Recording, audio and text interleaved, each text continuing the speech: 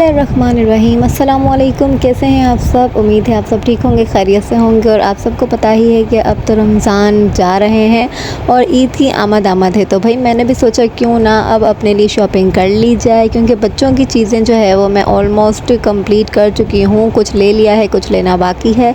तो अब बारी आती थी मेरी। मैंने कहा कि मैंने कुछ भी नहीं लिया अपने लिए, तो जल्दी से शॉपिंग करने चलते हैं और अपने लिए 1 से 2 ड्रेस ख़रीद लेती हूँ और उसे स्टिच करवा लेती हूँ।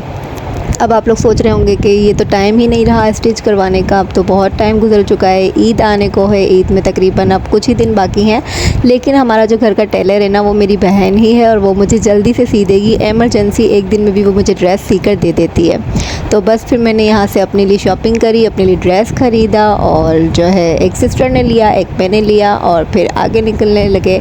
और यहाँ पर मैं कुछ बच्चों के लिए कुछ मैचिंग की शलवारें वगैरह थी और मैचिंग के कुछ कपड़े थे वो पसंद कर रही थी, क्योंकि यहाँ पर सारी मैचिंग जो है वो अच्छी मिल जाती है। तो यहाँ पर महानूर की नीयत जो है वो फ़ौरन अटक जाती है अगर वो कहीं पे भी जूते देख ले, तो फिर कहती है कि मुझे यहाँ से जूते दिलाओ। और यहाँ पे वो शरारतें करने लगी कि मुझे ये वाले दिलाओ, वो वाले दिलाओ, जबकि मैं इनको ईद के शूज़ दिला चुकी थी। लेकिन फिर भी उसे था कि मुझे यहाँ से एक और मिल जाए। वो कहती रहती है, हमेशा कहती रहती है, कहीं भी साथ जाएगी तो मुझे ये दिलाओ वो दिलाओ। लेकिन इसने ये वाले जूते पसंद किए।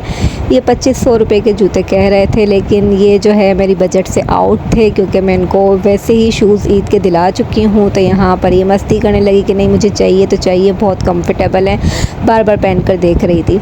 लेकिन फिर मैंने इसे नहीं दिलाए और जो है हम आगे बढ़े। यहाँ से मैं आगे जाकर देख रही थी, क्योंकि सिस्टर भी साथ में थी दोनों, वो भी अपने लिए ड्रेस पसंद कर रही थी। यहाँ पर मैं देखने लगी इशाल के लिए एक ड्रेस, क्योंकि ये 1200 रुपये के 2 पीस दे रहे थे, ऑल ओवर ड्रेस थे, बहुत ज़्यादा चल रहा है ये ड्रेस।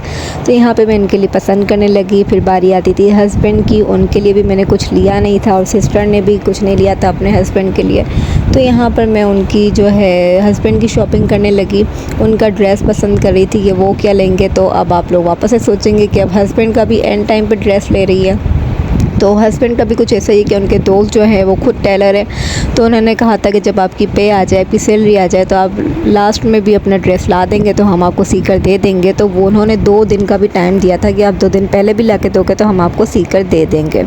तो यहाँ पर हस्बैंड का भी एक ड्रेस ले लिया, एक अपने लिए ले लिया। और फिर यहाँ पर जो है बहुत ज़्यादा रश था, जैसे कि अभी कैमरा है वो महानूर के हाथ में, वो दिखा रही है कि यहाँ पे बहुत ज़्यादा रश है। तो मैंने कहा कि चलो दिखा दो भाई, पता तो चले कि आखिरी दिनों में कितना ज़्यादा मार्केटों में रश होता है। और फिर ये फंस गई रश के अंदर खुद से, क्योंकि मोबाइल इसके हाथ में था। तो ये टेंशन में आ गई कि इतने रश के अंदर भी मैं व्लॉग कैसे बनाऊंगी। और मैंने कहा था कि बस कुछ भी हो जाए तुम्हें वीडियो बनाते ही रहना है, क्योंकि मैं बाज़ार में शॉपिंग करूंगी। ये फिर से ऐसे जूते नज़र आ गए यहाँ पे, से खुद से दिख गए तो कह रही है मुझे खुद से दिलाओ, शॉपिंग करवाओ मेरी, जबकि मैं से एक जोड़ी खुद सा दिला चुकी हूँ। यहाँ पर मैंने दोनों बहनों के लिए स्टिच ड्रेस लिया, एक एक जो 1600 रुपये में यहाँ पर स्टिच ड्रेसेस दे रहे थे, लॉन कॉटन पर थे। तो दोनों के लिए एक एक ले लिए मैंने, क्योंकि कैजुअल इनको काम आते हैं ऐसे ड्रेस पहनने में। बहुत ज़्यादा लेट हो चुका था, तो इफ्तार का भी टाइम हो चुका था। जल्दी जल्दी से रक्षा करवाया, घर की तरफ निकले, क्योंकि सिस्टर के घर पर हमें जाना था। अम्मी हमारा वेट कर रही थी, बच्चों को हम बहन के घर पर छोड़ के आए थे सबको। ये देखिए भाई, हम लोग आ चुके हैं शॉपिंग कर कर, और इतनी सारी शॉपिंग मम्मा ने कर लिया, पूरी इतनी सारी शॉपिंग है, पता नहीं क्या क्या लेके आई है, इतना सब कुछ। और अभी हम लोग आए अपनी खाला के घर पे, अभी सारी शॉपिंग यहाँ रखी है हमने। और ये देखें इतनी सारी पता नहीं है। और अभी चले हम बाद में मिलते हैं आपसे, पूरी शॉपिंग डन करके थक गए, हाल बुरा हो गया हमारा।